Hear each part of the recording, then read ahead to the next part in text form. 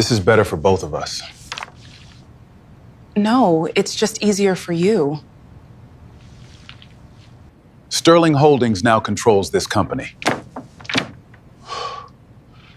That's not possible. Amelia, wait. You already made your choice.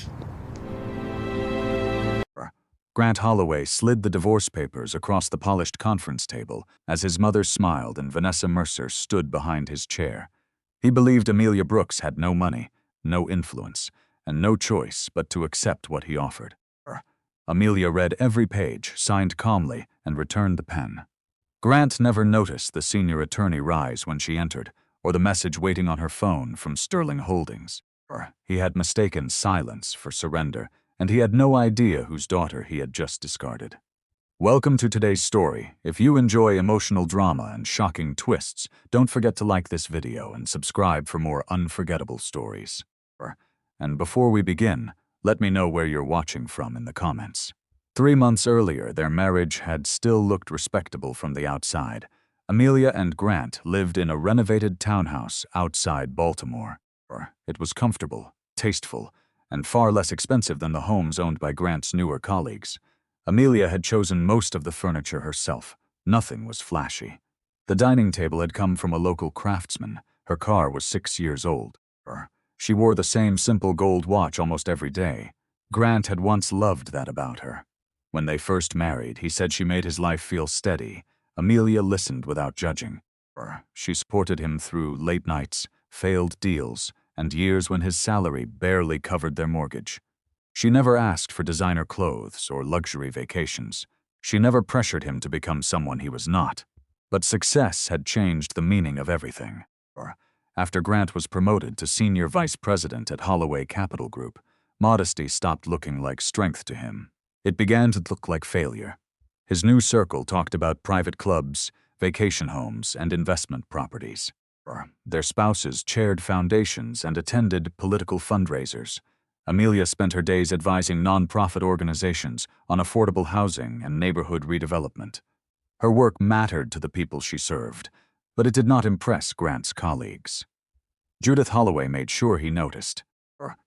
She visited one Sunday afternoon wearing a cream wool coat that cost more than Amelia's monthly salary. She looked around the living room as though she were inspecting a waiting area. "You could have moved by now," Judith told Grant. "People at your level notice where you live." Amelia carried in a tray of coffee and placed it carefully on the table. "We like the neighborhood," she said. Judith barely glanced at her. "That is easy to say when you are not responsible for maintaining a professional image." Grant said nothing. That silence hurt more than the insult. Amelia sat across from him and waited for even a small correction. He could have said that the house belonged to both of them. He could have reminded his mother that Amelia had carried them through the years when his career was uncertain. Instead, he checked his phone. Vanessa Mercer had sent him a message about an executive dinner.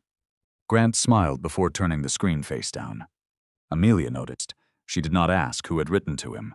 She had never believed a marriage should require surveillance. Trust had to be given freely, or it was not trust at all. Later that evening, Grant stood in the bedroom adjusting a new silk tie. "Vanessa says several board members will be there," he said. "This could matter." Amelia looked up from the nonprofit proposal she was reviewing. "Do spouses attend?" Grant hesitated. "Not this time. It was a small lie." He told it easily. Amelia studied his face, then closed her laptop. "You have been attending a lot of events without me. You would hate them. You never asked." Grant exhaled sharply. "Amelia, these people are ambitious. They talk about acquisitions, capital, influence. You spend your days arguing over community grants. You would have nothing in common with them." The words settled between them. Amelia felt the humiliation rise in her chest, but she refused to let it control her voice. "I understand more about acquisitions than you think." Grant gave a tired laugh. "That is not what I meant." She knew exactly what he meant. He no longer saw her as the woman who had believed in him before anyone else did. He saw her as an accessory that no longer matched the room. After Grant left, Amelia remained at the dining table. Her phone vibrated beside her laptop. The message came through an encrypted email account she rarely opened. The sender was Victor Langford, General Counsel for Sterling Holdings. Brooks, the proposed restructuring involving Holloway Capital Group, has reached a sensitive stage. No action will be taken regarding your interests without proper authorization. Mr. Richard Sterling has requested a private meeting. Amelia read the message twice. Her father had respected her distance for years. He had communicated only through attorneys, never forcing himself back into her life. Amelia had refused access to the family offices, declined every trust distribution she could legally postpone, and built a career under her mother's name. Grant knew none of it. When they married, Amelia had told him her father was absent and that her mother, Diane Brooks, had raised her. Grant never asked more. At the time, she believed that meant he respected her pain. Now she wondered whether he had simply decided her history was not valuable to examine. She closed the email without responding. Revealing the truth now would solve nothing. Grant needed to respect her before knowing what stood behind her name. Otherwise, she would never know whether he loved Amelia Brooks or the fortune attached to Richard Sterling. The next morning, Grant left before breakfast. On the counter, he had forgotten a receipt from an expensive downtown restaurant, dinner for two. Vanessa's name appeared beside the reservation. Amelia stared at it for a long moment. Then her phone vibrated again. Mr. Richard Sterling requests one final meeting. Amelia did not answer Richard Sterling's message. She took a screenshot of the restaurant receipt, saved it in a private folder, and placed the paper inside a sealed envelope with copies of their recent joint account statements. It was not an accusation. Not yet. But she had spent too many years helping Grant solve problems to ignore the first clear sign that he might be creating one inside their marriage. When he came home that evening, he carried the energy of someone returning from a successful performance. His suit jacket was folded over one arm. The faint scent of unfamiliar perfume clung to the collar of his shirt. "You're still awake," he said. Amelia sat at the dining table with a housing proposal open in front of her. "It's not that late." Grant loosened his tie. The dinner ran over. "With the board members?" His movements paused for less than a second. "A few executives. Vanessa organized it." Amelia watched him carefully. "Was it useful?" "Very." He walked toward the kitchen without asking why she had not gone to bed. That was new. Once, he would have sat across from her and told her every detail. Now he opened the refrigerator, complained that there was nothing worth eating, and spoke about a private membership club one of the executives had recommended. "The initiation fee is ridiculous," Amelia said after he mentioned the amount. Grant gave her a tired look. "That is how these places keep the wrong people out." She closed the proposal. "What does that mean?" "It means serious people pay for serious access." Amelia had heard versions of that sentence in rooms Grant could not imagine. She had watched billion-dollar negotiations collapse because one executive confused exclusivity with judgment. She understood how wealth created access, but she also knew how often it hid incompetence. She kept that knowledge to herself. Grant leaned against the counter. "I'm being considered for a larger portfolio. If it happens, I'll be dealing directly with institutional investors. I need to look like I belong." "You do belong," Amelia said. "You earned your position. That is not enough anymore." His answer carried more frustration than she expected. For the first time, she realized Grant was not simply enjoying success. He was afraid of losing it. Every expensive dinner, every invitation, every new connection had become proof that he was moving farther away from the life they had built together. And somehow, Amelia had become part of the life he wanted to escape. The next morning, she drove to the nonprofit planning office where she worked 3 days a week. The building sat between a public library and a neighborhood health clinic. The carpet was worn. The break room coffee was terrible. Amelia loved the place because no one cared what family name she had been born with. Her current project involved converting an abandoned commercial property into affordable apartments for older adults. The developer had claimed the financing structure was too complicated to revise. Amelia reviewed the documents and found a practical solution involving municipal support and a community land trust. Her supervisor, Chloe Bennett, read the proposal twice. "Where did you learn to structure deals like this?" Chloe asked. Amelia smiled faintly. "I pay attention. That is not an answer. It is the only one I have today." Chloe did not push. She had worked with Amelia long enough to recognize the boundary. Before lunch, Amelia received a call from Diane Brooks. Her mother's voice was careful. Victor contacted me. Amelia stepped into an empty conference room and closed the door. He should not have. He said Richard's health is fine. This is not an emergency. Then there is no reason to speak. There may be a business reason. Amelia looked through the glass wall at workers moving between desks. I do not work for Sterling Holdings. No, Diane said quietly. But something connected to Grant's company has reached Richard's office. Amelia's grip tightened around the phone. What kind of connection? Victor would not give me details. He only said your name appeared in a review file because of the family protections still attached to you. Amelia hated the phrase family protections. It made her life sound like a legal structure instead of a choice. Years earlier, she had instructed the Sterling family office not to interfere with her career, marriage, or finances unless she faced fraud, coercion, or a direct threat. She wanted independence, not invisible correcting every difficulty before she could face it herself. Tell Victor to remove my name, she said. I do not think it is that simple. It needs to be. Diane was silent for a moment. Amelia, your father has stayed away because you asked him to, but staying away has never meant he stopped watching for danger. That is not the same as respecting me. No, Diane admitted. It isn't. Amelia ended the call with more questions than answers. That evening, Judith arrived without warning and brought a garment bag for Grant. She had chosen a tuxedo for an upcoming charity gala, hosted by one of Holloway Capital Group's major clients. Judith placed it over the back of a chair and looked at Amelia's plain navy dress hanging near the stairs. You are not wearing that, are you? Amelia remained calm. I have worn it once. That is not the problem. Grant entered from the hallway and immediately understood what his mother meant. He avoided Amelia's eyes. Judith continued, the gala will be photographed. Grant is moving into a different level now. People notice whether a spouse supports that. I support his career, Amelia said, emotionally perhaps. The insult was delivered softly, which made it sharper. Amelia looked at Grant. Do you agree with her? Grant rubbed the back of his neck. I think Mom is saying appearances matter. No, Amelia said. She is saying I embarrass you. Neither of them denied it. Amelia felt something inside her settle. Not break, settle. She walked upstairs, removed the navy dress from the hook, and placed it back in the closet. Then she returned with Grant's company gala invitation. If my presence is a liability, you should attend alone. Judith's expression shifted with satisfaction. Grant looked relieved. That relief hurt more than anger would have. Later, after they had gone to discuss tailoring in the kitchen, Amelia opened the encrypted account again. A new attachment waited beneath Victor Langford's name.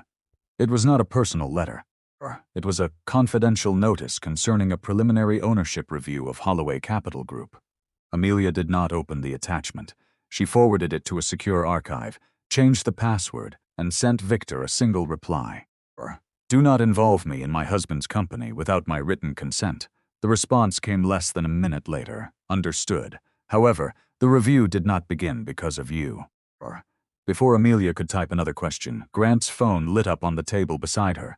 A message appeared across the locked screen. Vanessa Mercer. I reserved the suite after the gala. This time, no excuses.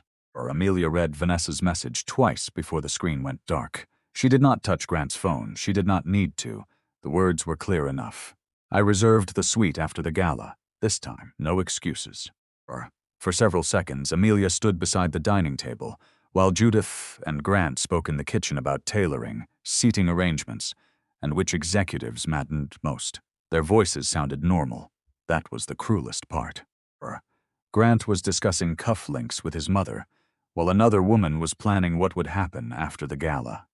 Amelia took out her own phone and photographed the message on the locked screen. Then she returned Grant's phone to the exact place where he had left it. When Grant came back into the room, he picked it up without noticing anything. Judith looked at Amelia. You seem pale. I'm tired. You should rest, Judith said. Grant has an important week ahead. The concern in her voice was false. Amelia could hear the dismissal beneath it. Judith had always treated Grant's ambitions as a family mission and Amelia's work as a hobby that occasionally became inconvenient. Amelia did not argue. She gathered her laptop and walked upstairs. Behind the closed bedroom door, she opened the private folder where she had saved the restaurant receipt. She added the photograph of Vanessa's message and created a dated note describing when and where she had seen it. She did not know whether the evidence would ever matter legally. In Maryland, fault could affect some divorce issues, but not in the simple, dramatic way people often imagined. What mattered to Amelia was preserving the truth before Grant had time to rewrite it. She had spent years trusting him. Now she would trust records. The next morning, Grant was unusually attentive. He brought her coffee and kissed her forehead as though nothing had happened. "I'm sorry about last night," he said. "Mom can be difficult." Amelia looked at him over the rim of the cup. "You agreed with her. I didn't want an argument." "So you let her insult me?" Grant sighed. "Why does everything have to become a moral test? It doesn't. Sometimes it is just a question of whether you respect your wife." His jaw tightened. "I have a lot of pressure at work." Amelia set the coffee down. "Pressure does not choose your words for you." Grant stared at her for a moment. There had been a time when he admired the calm way she held her ground. Now it seemed to irritate him. "I don't have time for this before work," he said. He left without finishing breakfast. Later that afternoon, Grant met Vanessa in a private dining room 2 blocks from Holloway Capital Group headquarters. She had chosen a corner table away from the windows. When he arrived, she smiled as if she already knew he would come. "You looked nervous last night," she said. Amelia was nearby. Vanessa lifted one shoulder. She did not see anything. Grant thought about the message he had left on the table and told himself Amelia had probably been upstairs. He wanted to believe it, because the alternative required him to admit how careless he had become. Vanessa leaned closer. "You keep saying your marriage is over, but you still go home every night. It is complicated." "No, it is comfortable." Grant looked away. Vanessa knew exactly where to press. "You are about to move into a different class of business. Bigger clients, more visibility. Amelia does not fit that life, and you know it. She was there before any of this, and now she is holding you to the version of yourself you had before you became important." The sentence stayed with him. Grant had once considered Amelia's loyalty his greatest source of strength. Vanessa made it sound like a chain. By the end of lunch, he had agreed to speak with a divorce attorney. He did not tell Amelia. Over the next 2 weeks, Grant became more secretive. He opened a new personal checking account and redirected part of his annual bonus. He changed the password on his work tablet. He stopped leaving financial statements in the home office. When Amelia asked why a transfer had disappeared from their joint savings, he said it was for tax planning. She knew enough about finance to recognize that the explanation made no sense. She did not challenge him immediately. Instead, she downloaded 6 months of statements, printed their mortgage records, and copied the deed to the townhouse. The property was jointly titled. The down payment had come from Grant's earnings and Amelia's savings, though he had recently begun speaking as if the house belonged to him alone.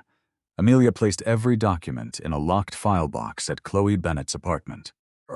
Chloe did not ask many questions when Amelia arrived with it. "Do you need a lawyer?" she asked. "Not yet. That means yes." Amelia managed a small smile. "It means I need to understand what is happening before I decide what to do." Chloe studied her face. "You do not have to wait until he becomes cruel enough to justify leaving." The words followed Amelia home. That evening, Grant was in the living room reading a draft presentation for an investment committee. He had left the printed pages spread across the coffee table. Amelia recognized the proposed acquisition immediately. The target company carried debt tied to a declining commercial property portfolio, and the projections Grant's team had used assumed occupancy rates that were no longer realistic. She read 2 pages and pointed to a line in the valuation model. This debt covenant could be triggered if occupancy drops another 4%. Grant looked up sharply. "Why are you reading that? It was open. You would not understand the full model." "I understand this part." He took the papers from her. "This is confidential." "Then don't leave it on the coffee table." Grant gathered the pages, embarrassed by how quickly she had found the weakness. "Vanessa and I have spent weeks on this." "That does not make the assumption safer." His expression hardened. "You advise nonprofits. This is institutional finance." Amelia felt the old instinct to explain herself, to prove she knew more than he thought. To mention the years she had spent listening quietly during calls with senior investment counsel and family office analysts. She stopped herself. "If you believe the numbers are sound, present them," she said. "But do not dismiss a risk because you dislike who noticed it." Grant stared at her as she walked away. The next day, he told Vanessa that Amelia had been reviewing confidential materials. Vanessa's reaction was immediate. You need to protect yourself. From Amelia? From anyone who might make a claim against your future income or company equity. Grant resisted at first. Then Vanessa introduced him to an attorney who handled high-asset divorces. The attorney advised him not to hide marital property and warned that courts could penalize financial misconduct. Grant nodded, but what he heard was that preparation gave him control. He authorized a background and asset search on Amelia. The report came back 4 days later. It listed her nonprofit salary, modest retirement account, jointly owned home, and no significant inheritance. No businesses, no investment holdings, no known trust distributions. Grant felt relieved. Vanessa smiled when he showed her the summary. She has nothing outside this marriage. What neither of them knew was that Amelia had spent years declining direct ownership. Any future interest connected to Sterling Holdings remained inside protected family structures under separate legal control. A routine investigator searching public records would find almost nothing. That same afternoon, Amelia received a call from Rebecca Lawson, a family law attorney recommended by Chloe. Rebecca spoke carefully. I can meet tomorrow. Bring copies, not originals. And do not sign anything your husband gives you without independent review. Amelia looked toward the bedroom where Grant was packing his tuxedo for the gala. I understand. Across the hall, Grant closed the garment bag and sent a message to Vanessa. The attorney says the papers can be ready next week. Then he added one more instruction. Schedule the signing at Holloway Capital Group. I want this handled on my ground. The conference room at Holloway Capital Group did not look like a place for a divorce. It looked like a place where decisions were made about money, power, and futures that affected thousands of people. Floor-to-ceiling glass, a long polished table, leather chairs arranged with precision. Grant had chosen it on purpose. Amelia understood that the moment she stepped inside, Vanessa was already there, standing near the window, dressed in a fitted black suit that matched the room's sharp edges. She did not sit. She stayed behind Grant's chair, close enough to belong, far enough to pretend she did not. Judith sat at the far end of the table like she owned the space. Rebecca Lawson stood near the opposite wall, reviewing a stack of documents with quiet focus. When Amelia entered, something subtle shifted. Rebecca straightened. It was small, almost invisible, but it was not the reaction of a lawyer meeting a client's wife for the first time. It was closer to recognition. Grant did not notice. Sit down, he said, gesturing to the chair across from him. Amelia placed her bag on the table and sat. Her posture was calm, no hesitation, no visible anger. That calm unsettled Vanessa more than anything else. Grant slid the documents toward her. These are the divorce papers, he said. It's straightforward. Straightforward. Amelia opened the folder and read the first page slowly. Dissolution of marriage, irreconcilable differences, asset distribution terms, $30,000. That was the number attached to 3 years of her life. Judith let out a soft breath of approval that is generous given the circumstances. Amelia did not look up. She turned the page. The townhouse would remain with Grant. Joint savings had already been reclassified through tax planning. No spousal support. No claim to future income. It was not just unfair, it was structured carefully, deliberately. Amelia read every line, every clause, every omission. Rebecca watched her closely. You can take your time, Rebecca said. Grant leaned back in his chair. There's nothing complicated here. Amelia lifted her eyes. There is always something complicated in a contract that tries this hard to look simple. Vanessa shifted slightly behind him. Grant's jaw tightened. Do you have an issue with the terms? Amelia considered the question. She thought about the bank statements she had saved, the separate account, the missing transfers, the message on his phone. She thought about the proposal she had reviewed, or the risk he had ignored. She thought about the way he had said she embarrassed him. Yes, she said calmly. I have an issue with the terms. Judith leaned forward. On what grounds? Accuracy, Amelia said. Grant gave a short, impatient laugh. You're not in a position to negotiate technicalities. Amelia closed the folder. I'm in a position to understand what I'm signing. Rebecca stepped forward slightly. Mrs. Brooks has the right to independent review before. We've already reviewed it, Judith interrupted. Our attorneys ensured everything is appropriate. Rebecca did not argue. But she did not step back either. Amelia noticed that. Grant tapped the table lightly. Amelia, we don't need to drag this out. This is better for both of us. Or better for him, cleaner for him, contained for him. Amelia looked at the pen placed at the documents. Then she picked it up. Vanessa exhaled, almost relieved. Grant relaxed. Judith smiled. Amelia signed her name on the first page, then the second, then every page that required it. No hesitation, no shaking hands, no tears, only precision. Grant watched her with satisfaction. He mistook her calm for surrender. Vanessa crossed her arms, studying Amelia as if trying to understand what she was missing. Rebecca did not move at all. When Amelia finished, she placed the pen back exactly where it had been and slid the folder toward Grant. "It's done," she said. Grant nodded. "That was easier than I expected." Judith's smile sharpened. Some people understand their place. Amelia stood. She picked up her bag. For a moment, she looked directly at Grant. Not with anger, not with grief, with clarity. "You should review your acquisition model again," she said quietly. "The occupancy assumption will fail before your second quarter projection." Grant blinked, caught off guard.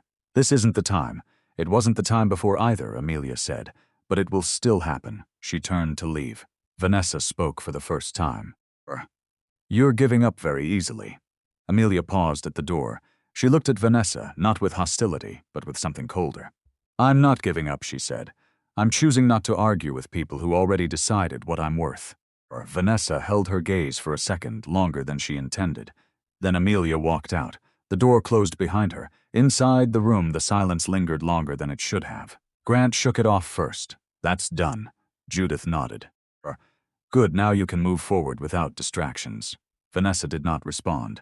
She kept thinking about the way Amelia had signed, too calm, too certain, as if she knew something none of them did. Across the hall, Amelia walked past reception without stopping. She did not rush. She did not look back. In the elevator, she finally exhaled. Not relief, not yet, just release. Her phone vibrated in her hand. An unknown number, she answered. "This is Amelia Brooks," a familiar voice responded, controlled and precise. "Ms. Brooks, this is Victor Langford. I'm calling on behalf of Sterling Holdings. Told you not to involve me. I told you not to involve me," she said. "We are informing you." "About what?" A pause. Then carefully. "A call has just been made to accelerate a controlling acquisition connected to Holloway Capital Group." Amelia's fingers tightened around the phone. "By whom?" Another pause. "You already know the answer." The elevator doors opened. Amelia stepped out slowly. Victor's voice came through one more time. "Mr. Richard Sterling has requested one final meeting." Silence. Then he added, "And this time he is not asking." Amelia stood still in the quiet hallway long after the call ended.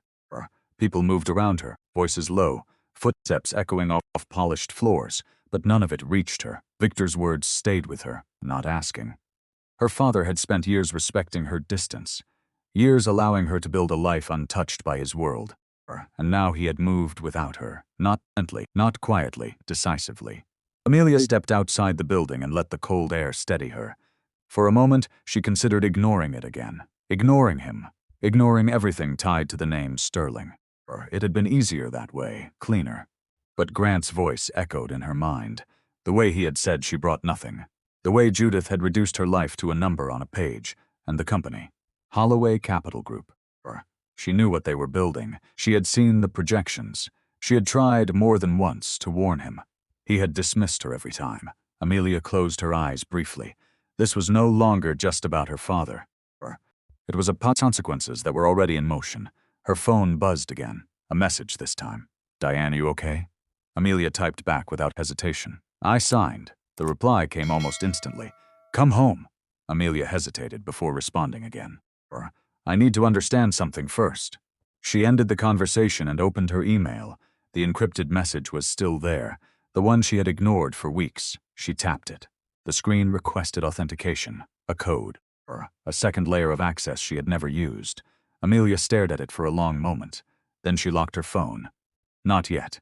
She slipped it back into her bag and walked away. Inside Holloway Capital Group, Grant was already moving forward. He did not look back at the closed folder on the table. Vanessa followed him into his office, closing the door behind them. "That was easier than I expected," she said. Grant loosened his tie. "I told you it would be." Vanessa leaned against the edge of his desk. She didn't even try to negotiate. She had nothing to negotiate with, Grant relied. Vanessa studied him. Still, something about her felt off. Grant waved it off. She's always been like that. Or quiet, passive. Not passive, said slowly. Controlled. Grant frowned slightly, then dismissed it. Either way, it's done. Vanessa smiled faintly. Good. Then we can finally focus on what matters. He nodded. The deal. The expansion. Or the next step that would put him in front of the board as more than just a rising executive. Judith entered without knocking. We need to talk about timing, she said. Now that the divorce is finalized, there are expectations. Grant glanced at Vanessa, then back at his mother. I know. Judith's eyes moved briefly to Vanessa, approving but calculating. Your position needs to be reinforced. Publicly. Vanessa straightened slightly. And the acquisition? Grant asked. Judith's expression tightened. There are complications. Grant frowned. What kind of complications? External pressure, she said. Institutional movement we didn't anticipate. Grant shook his head. That doesn't make sense. We ran every scenario. Vanessa crossed her arms. Could be a competitor trying to interfere. Judith did not respond immediately. Or, she said slowly, someone with deeper access. Grant's irritation sharpened. We would know if that were the case, would they? The thought flickered through Vanessa's mind, but she didn't say it out loud. Judith turned toward the door.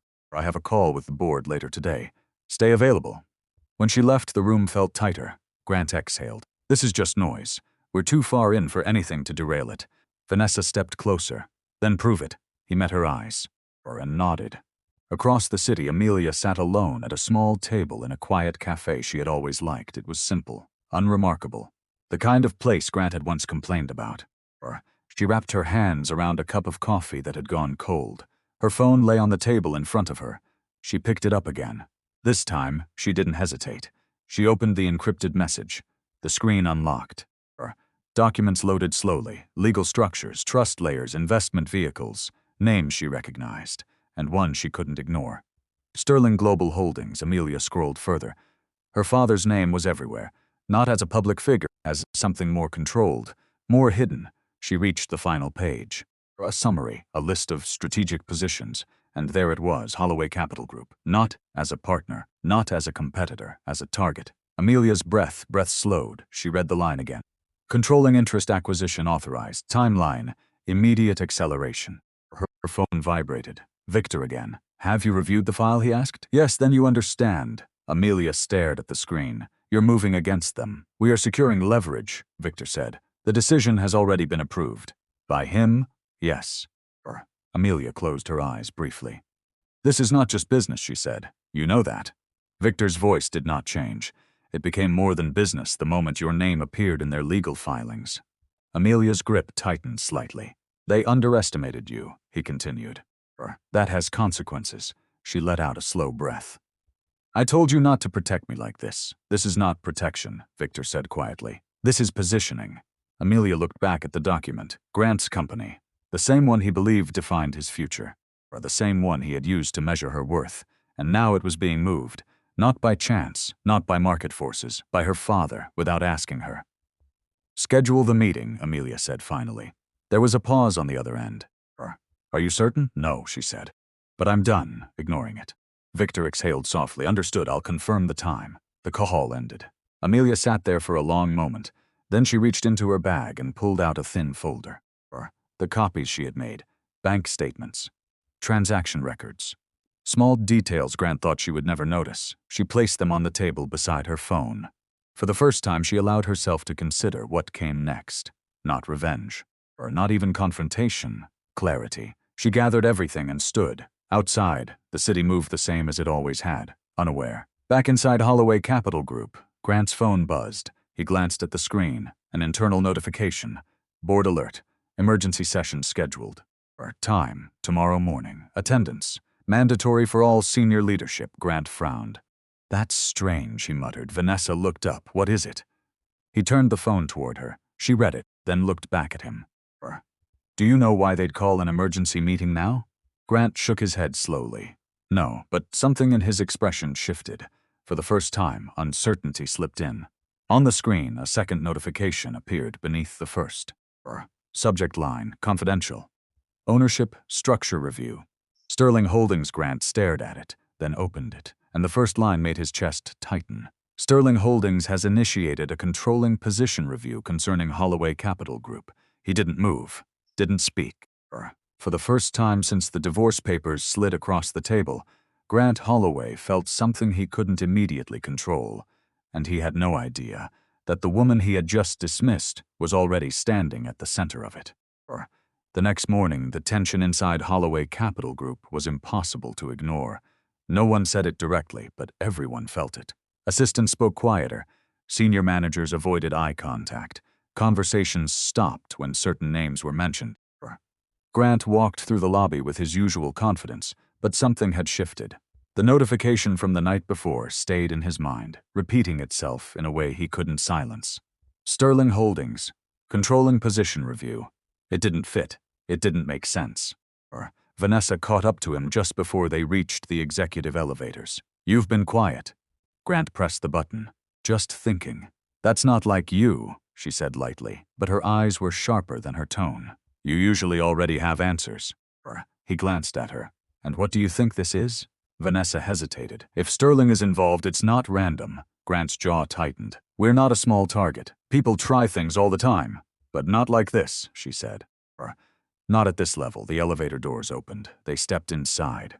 For a brief moment, neither of them spoke. Then Vanessa added, softer now, "You're sure there's nothing we missed?" Grant didn't answer immediately. Instead, he pressed the button for the executive floor and watched the doors close. "No," he said finally. But it didn't sound as certain as it should have. Upstairs, the boardroom was already filling. Judith stood near the head of the table, speaking quietly with Charles Whitaker. Her expression was composed, but her posture was rigid. Grant noticed it immediately. That wasn't how she looked when she was in control. "Grant," she said as he approached. Sit. No greeting, no acknowledgement of Vanessa beside him. Grant took his seat anyway. Vanessa remained standing for a moment, then chose a chair slightly behind him. A signal, not official, but visible. The room settled into silence as the final board members arrived. Then the doors opened again. Rebecca Lawson stepped inside. She wasn't part of the regular board. Her presence alone shifted the atmosphere. Judith's eyes narrowed slightly. "Ms. Lawson, I wasn't aware you'd be attending." Rebecca gave a small, professional smile. "I'm here in a legal capacity." "For whom?" Judith asked. Rebecca didn't answer directly. "You'll understand shortly." Grant felt something tighten in his chest. This wasn't routine, not even close. The meeting began without formal introductions. Charles Whitaker stood first. "As you all know, we received a notification late last night regarding a potential ownership review initiated by Sterling Holdings." Murmurs spread across the room. Grant kept his face still, but his focus sharpened. Charles continued. "We have confirmed that multiple institutional investors have shifted their positions over the past 72 hours. Judith spoke next. Temporary movement, likely strategic pressure. Charles didn't look convinced. "It's more than pressure." Vanessa leaned slightly toward Grant.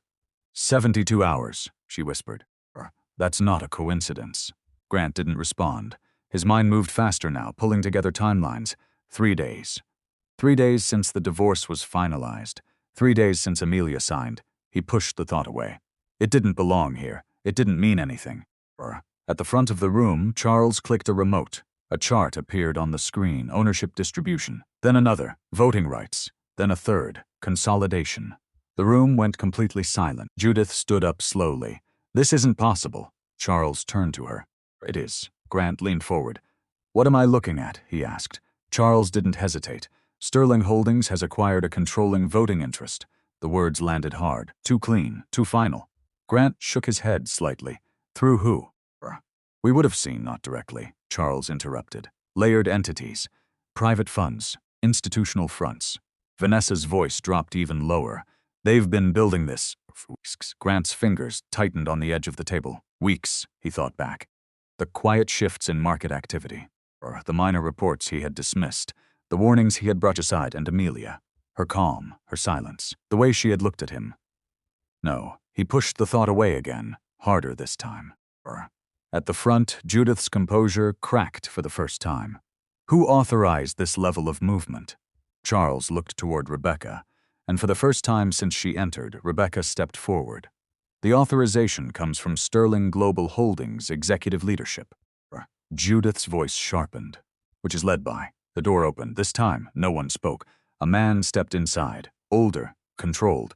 His presence didn't demand attention, it commanded it. Grant didn't recognize him, but the room did. Charles Whitaker straightened immediately. Judith's expression froze.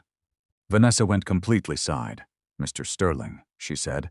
The name landed before the recognition fully formed. Richard Sterling. Grant's mind raced. Sterling Holdings. Sterling Global. The same name, the same power structure.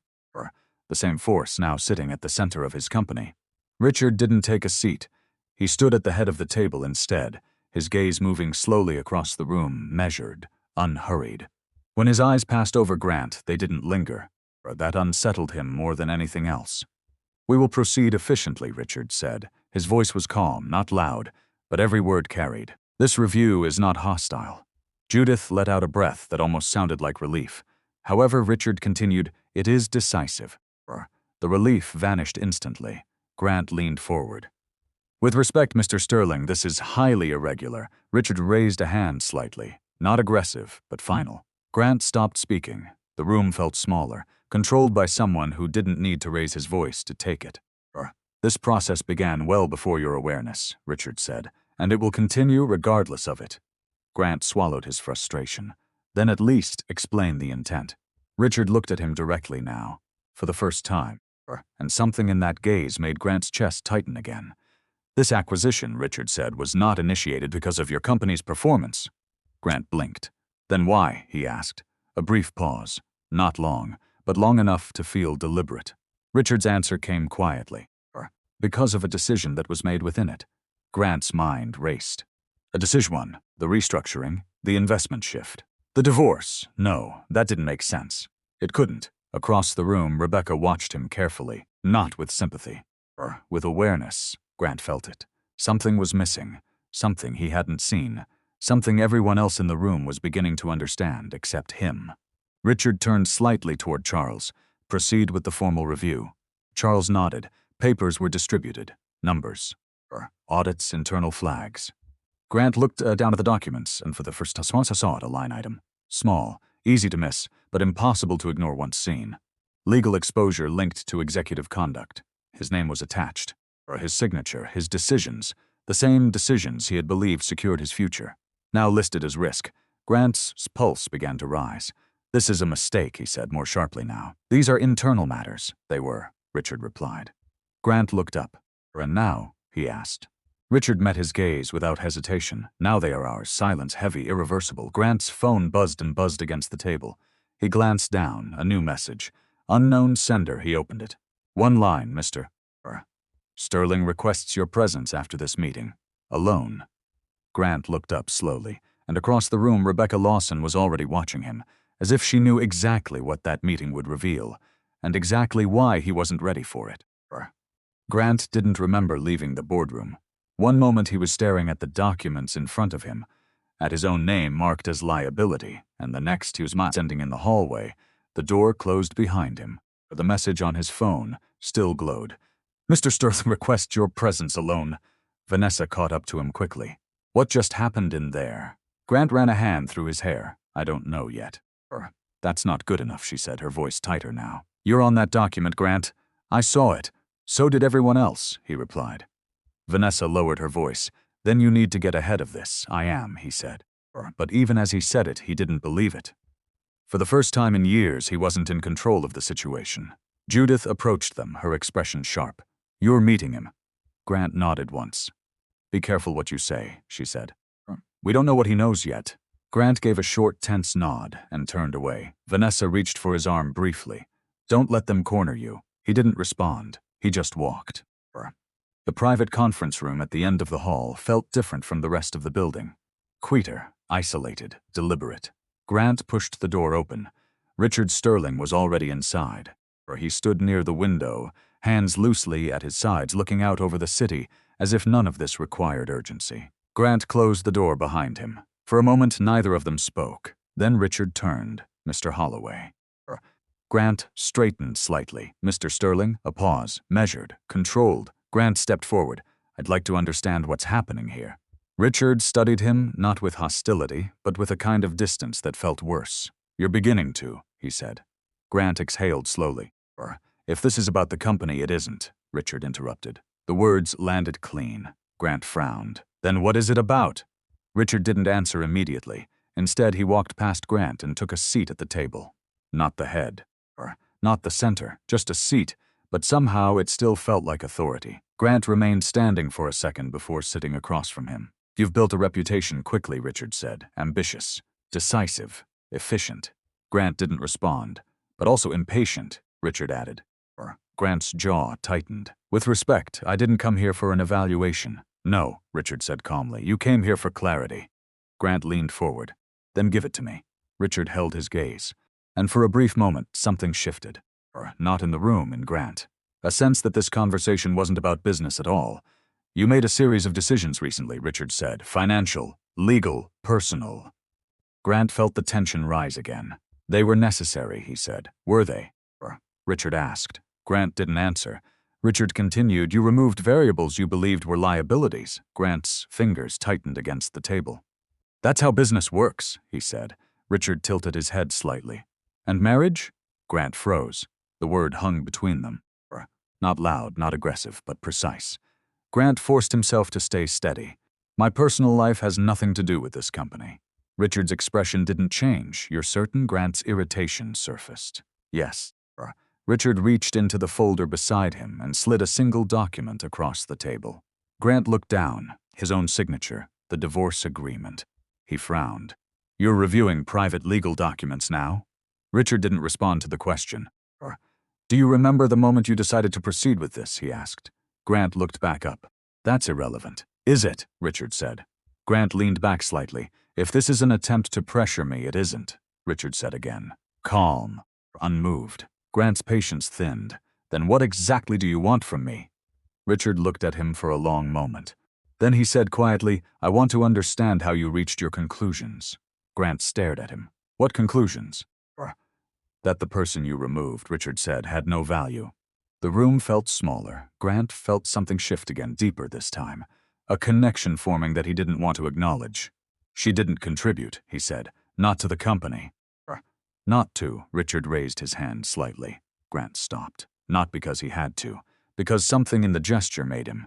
You evaluated her based on what you could see, Richard said. That's how evaluation works, Grant replied. Richard's gaze didn't leave him. And if what you saw was incomplete. Grant let out a short breath, then she had every opportunity to prove otherwise. Silence followed, not empty, heavy. Richard leaned back slightly, and if she chose not to, Grant frowned. Why wouldn't she? He asked. Richard's answer came without hesitation. Because she wasn't trying to compete with you. The words landed harder than anything else so far. Grant felt it, a crack, small, but real. He pushed against it immediately. That doesn't change the reality. Richard's expression remained calm. No, it changes your understanding of it. Grant stood abruptly. I don't see how any of this justifies what you're doing to this company. Richard didn't move. Your company, he said quietly, became part of a larger decision the moment you made yours. Grant's pulse rose. You keep saying that. What decision? Richard looked at him. This time, there was no distance, no neutrality, just clarity. The one where you chose to remove someone without ever understanding who she was. Grant's chest tightened. Amelia. Her name didn't need to be said. It was already there, in the space between them. Grant shook his head slightly. You're speaking as if you know her. Another pause. Longer this time. Richard didn't answer immediately, and that silence told Grant more than words would have. Something cold moved through him. Who is she? Grant asked. Richard stood slowly, not rushed, not dramatic, just deliberate.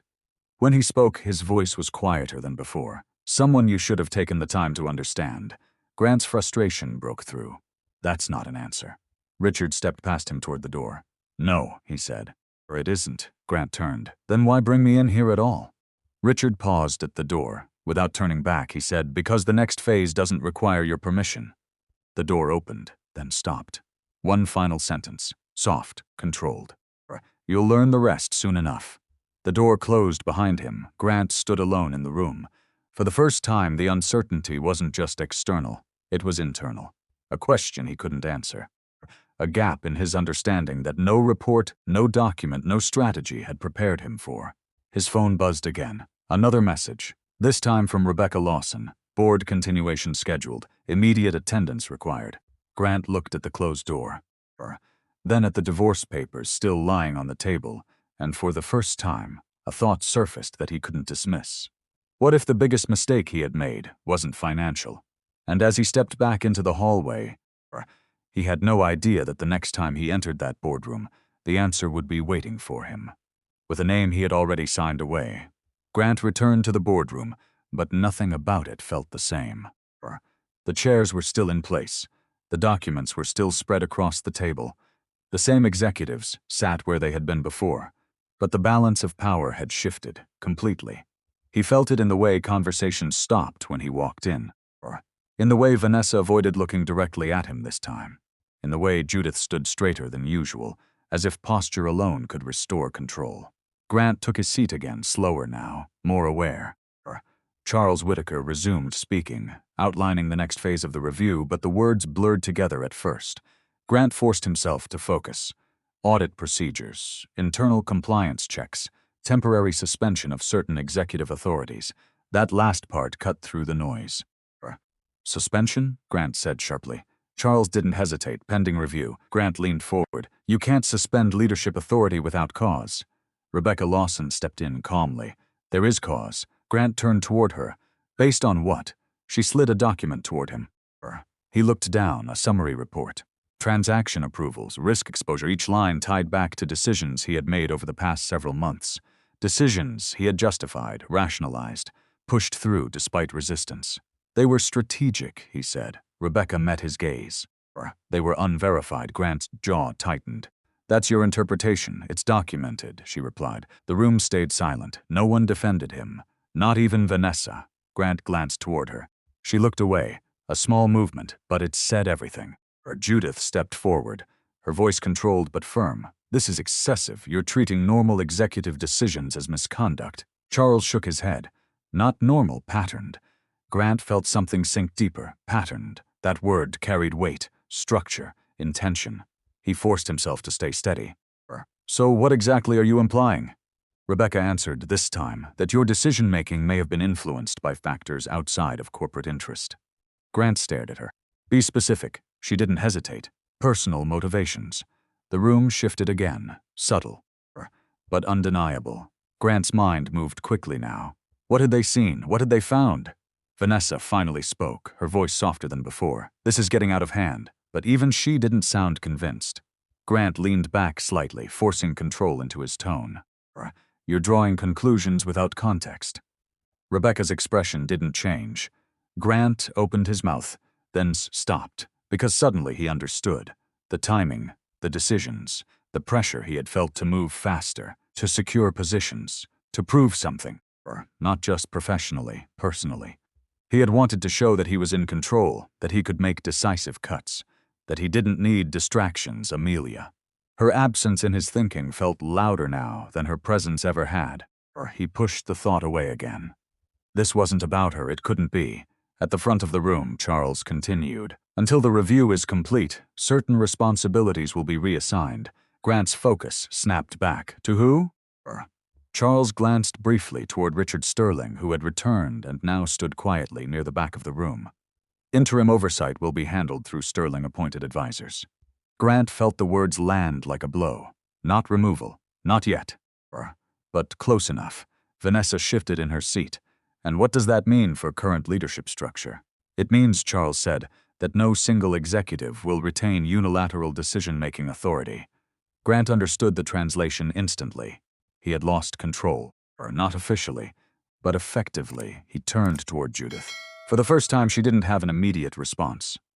Her silence confirmed it. They were being pushed out, carefully, legally, systematically. Grant's phone buzzed again. Another message. He glanced down. This time it wasn't from Rebecca, it was from Vanessa. He frowned slightly, then opened it. We need to talk, not here. Grant didn't react outwardly, but something in him tightened. He didn't respond. He simply locked his phone and placed it back on the table. The meeting continued. Numbers, legal language, procedures. But Grant wasn't listening anymore. He was watching who spoke, who stayed quiet, who avoided his eyes, and who didn't. Richard Sterling stood apart from all of it. not participating, not interrupting, just observing, as if the outcome had already been decided, and this was just the formal process catching up. Grant's mind returned to the private meeting, the way Richard had spoken, the way he had shifted the focus away from business, toward something else, someone else, Amelia. The name pressed harder now, unavoidable. Grant exhaled slowly. No, this still didn't connect, it couldn't. Across the room, Rebecca Lawson gathered her files. The next phase of the review will include individual interviews, she said. Grant looked up. With whom? He asked. Rebecca met his gaze directly. With everyone involved in the decision-making chain. Grant nodded once. Controlled. Professional. But inside, the pressure was building. Because for the first time, he wasn't sure what they would uncover. Not about the company. About him. The meeting adjourned shortly after. People stood. Chairs shifted. Quiet conversations resumed. Grant remained seated for a moment longer. Then Vanessa approached him. We need to leave, she said quietly. Grant stood. They walked out together, but the distance between them felt different now, not aligned, not certain. Once they were alone in his office, Vanessa closed the door. This is worse than I thought, she said. Grant didn't respond immediately. He walked to the window, staring out at the city. They're building a case, she continued. Not just for control, for removal. Grant turned slightly. Based on what? Vanessa hesitated, then said it. Your decisions. Grant's expression hardened. Our decisions, she looked at him, and for the first time, she didn't agree. Not all of them, she said. Silence fell, heavy. Grant studied her. You encouraged this, he said. I supported you, she corrected. That's the same thing. No, Vanessa said quietly. It's not. Another pause. Then she added, and right now I need to protect myself too. The words settled between them. Clear, final. Grant understood. She was already distancing herself, positioning, just like the company, just like the board, just like everyone else. Then do what you need to do, he said. Vanessa watched him for a moment, then nodded and left. The door closed softly behind her. Grant stood alone again. His phone buzzed one more time. He looked down, a new message. He opened it, a single line. Interview schedule confirmed. Your review will include third-party testimony. Grant frowned. Third party? Who? A second message appeared immediately after. Name withheld until session. Grant's chest tightened. For the first time, uncertainty turned into something sharper, because deep down, a possibility had started to form. One he didn't want to accept. One he couldn't ignore anymore. And somewhere across the city, Amelia sat quietly across from Rebecca Lawson, a file open between them, waiting, not for revenge. For the moment the truth would finally be heard. And Grant still had no idea that the person about to testify would be the one he had already dismissed as irrelevant. Grant barely slept. The city outside his apartment felt louder than usual, even in the early morning. Every sound pulled him back to the same thought.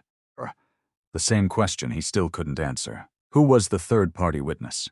And why did it feel like the answer was already inside his life? He arrived at the office earlier than usual, but Rebecca Lawson was already there. Of course she was. She stood near the conference room, reviewing a stack of files, calm as ever. When she noticed him, she didn't look surprised. Mr. Holloway, she said. Grant nodded once. You start early. Rebecca closed the folder in her hands. So do people who expect difficult conversations. Grant didn't respond to that. He stepped closer, lowering his voice. This third-party testimony. You're going to tell me who it is? Rebecca studied him for a moment. No, she said simply. Grant's patience thinned. You expect me to walk into this blind? You won't be blind, she replied. You'll be accountable. The word hit harder than he expected. Accountable. Grant let out a quiet breath. This process is starting to feel less like an audit and more like something personal. Rebecca didn't deny it. Sometimes, she said, those lines overlap. Grant held her gaze, searching for something, a hint, a signal, anything that would give him control again. He found nothing, only certainty, and that unsettled him more than anything else. The interviews began shortly after. One by one, executives were called in, doors closed. Conversations happened behind glass walls that revealed nothing. Grant watched the pattern. Vanessa went in early, or she stayed longer than expected. When she came out, she didn't look at him. She walked straight past, her expression composed but distant. More distance, more separation. Grant felt it again, that slow shift he couldn't stop. When his name was finally called, he walked in without hesitation. The room felt colder than the boardroom, smaller, more controlled. Rebecca sat across from him. Charles Whitaker was beside her. Another legal advisor joined them, taking notes quietly. Grant took his seat. "Let's begin," Rebecca said. The questions started simply: timeline confirmations, decision justifications, internal approvals. Grant answered everything with confidence. Years of leadership had taught him how to navigate scrutiny. But then the questions changed, subtly at first, then clearly. "Your decision to fast-track the Langford deal," Rebecca said. "What influenced that timeline?" Grant leaned back slightly. "Specifically, competitive positioning," Rebecca nodded. "Was there any external pressure?" "No." She held his gaze. "None?" Grant didn't hesitate. "None." For a pause. Then she placed another document on the table. Grant looked down: email records, internal communications, conversations he barely remembered, except now they looked different, structured, connected. Rebecca spoke again. "We're seeing a pattern of accelerated decisions that coincide with personal interactions outside formal channels." Grant's voice tightened. "That's interpretation." "It's correlation," she corrected. Grant exhaled slowly. "You're building a narrative." Rebecca didn't react. "We're building a record." Another pause. Then she said something that shifted everything. "And this is where third-party testimony becomes relevant." Grant's chest tightened. He kept his expression neutral. "Relevant how?" he asked. Rebecca didn't answer directly. Instead, she looked toward the door, a signal. Grant turned instinctively. The handle moved, the door opened, and for a second nothing made sense. Amelia walked in, quiet, composed, exactly as she had been the day she signed the divorce papers. Grant didn't move, didn't speak, didn't breathe. She took the seat across from him. Not beside him, not behind him, across opposite, like they were no longer on the same side of anything. Rebecca's voice remained steady, "Miss Brooks has agreed to provide context regarding certain decisions and circumstances relevant to this review." Grant finally found his voice. "This is a mistake," he said, but it didn't sound certain. It sounded thin. Amelia didn't look at him immediately.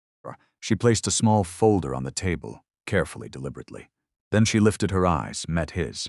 There was no anger in her expression, no resentment, just clarity, and that made it worse. Grant leaned forward. "You have nothing to do with this." Amelia didn't respond right away. When she did, her voice was calm. Silence filled the room. Heavy, unavoidable. Grant's mind moved quickly, trying to connect something that still didn't make sense. "You don't work here," he said. "You don't have access to any of this." Amelia's gaze didn't waver. "No, I don't work here." Another pause. Then she added, "But I've been paying attention." Rebecca spoke again, gently guiding the moment. "Ms. Brooks, you may begin whenever you're ready." Amelia nodded once. She opened the folder. Inside were printed emails, documents, notes. Grant recognized some of them instantly. Others he had never seen before, and that unsettled him more. "How did you get those?" he asked. Amelia didn't answer that question. Instead, she looked at Rebecca. "I'd like to start with a timeline." She's professional, measured, as if this wasn't personal, as if this wasn't about the man sitting across from her. Grant felt something break under the surface, not loud, not dramatic, but real. Because for the first time, he realized something he hadn't allowed himself to consider. Amelia hadn't been absent, she hadn't been unaware. She had been watching, quietly, carefully. And now she was speaking, not as his wife, but as someone who knew more than he ever gave her credit for. Rebecca nodded. "Go ahead." Amelia turned to the first page. "The timeline begins with the Langford proposal," she said. Grant stared at her, trying to understand, trying to regain control. But the distance between them had already become something else, something final. And as Amelia began laying out details he didn't expect her to know, one realization settled deeper than anything else. He had never understood who she really was. And now, in a room where everything was being recorded, documented, and reviewed, he was about to find out. Too late. The room felt different after Amelia finished speaking. Not louder, not chaotic, just clearer. Every document she placed on the table had connected pieces that Grant had spent weeks trying to dismiss. Every timeline she outlined aligned with decisions he thought no one had noticed. And every moment he once believed was insignificant now stood in front of him as evidence, not exaggerated, not twisted, just undeniable. Rebecca Lawson closed the final file and looked around the room. "This concludes the review portion. Formal findings will be issued after final verification." Grant didn't respond. He couldn't. Because for the first time, the truth wasn't something he could argue against. It wasn't about leverage anymore, or strategy, or control. It was about consequences. Vanessa never came back to sit beside him. She had already begun distancing herself days earlier, but now it was final. Her silence said more than anything she could have defended. Judith didn't speak either. The same woman who once dismissed Amelia as insignificant now sat frozen, her confidence gone, her pride suddenly fragile. And Amelia, she didn't stay. She stood, gathered her folder, and left the room without waiting for acknowledgement. No dramatic exit. No final words. Just quiet closure. That was the last time Grant saw her inside Holloway Capital Group. Months passed, the restructuring finished. Sterling Holdings officially secured controlling influence, not through force, but through precision. Every move had been planned, long before anyone noticed. Grant was no longer part of that world. The internal findings didn't destroy him overnight, but they were enough. His reputation shifted, his authority disappeared. The career he had built inside that company was gone. He found work again, eventually. Smaller firm, lower position, no headlines, and for the first time in years, no one expected him to be impressive. Judith rarely spoke about what happened. The silence between her and Grant became permanent. Pride had cost her more than influence. It had cost her certainty. Vanessa moved on quickly, new opportunities, new connections, as if the past had never happened. Only Grant carried it, not the loss of status, not the company, but the realization he couldn't undo. He had misjudged the one person who never tried to prove anything. Amelia never returned to claim power inside the company. She didn't need to. When Sterling Global Holdings extended a formal invitation, she didn't accept it as a daughter reclaiming inheritance. She accepted it on her own terms, as a strategic advisor, independent, separate. Her name stood on its own. Richard Sterling respected that. For years, he had stayed distant, believing distance was protection. Now, slowly, carefully, he began rebuilding something else. Not authority, not control, a relationship. They met quietly. No announcements, no public statements, just conversations that should have happened years earlier. Diane Brooks finally allowed herself to breathe again. The secret she had carried for so long was no longer a burden. And Amelia, she chose a different path. She continued her work in urban redevelopment, not as someone backed by a trillion-dollar empire, but as someone who understood the value of building something real. Projects that didn't rely on her name. Communities that didn't care about her family wealth. People saw her work before they saw her status. And for the first time, that was enough. There were moments when her past still followed her. Invitations, recognition, curiosity about the hidden heiress connected to a secret trillionaire father. She didn't reject it, but she didn't let it define her either, because everything she had lost had already taught her what mattered. Respect that wasn't conditional, a life that wasn't borrowed from someone else's power, and the quiet strength of knowing she never needed to prove her worth in the first place. Grant heard about her once, months later. A brief mention. A project announcement, her name spoken with respect he had never given her. He didn't reach out. He understood now that some doors didn't close loudly. They simply stopped being his to open. Amelia never looked back, not with anger, not with regret, only with clarity. She had walked away with no revenge, no need to reclaim anything from the people who underestimated her. Only freedom, and that was the only victory that ever truly mattered. If you've ever had to walk away from something that didn't respect your worth, share your story below. And if this journey meant something to you, there are more stories waiting for you to discover.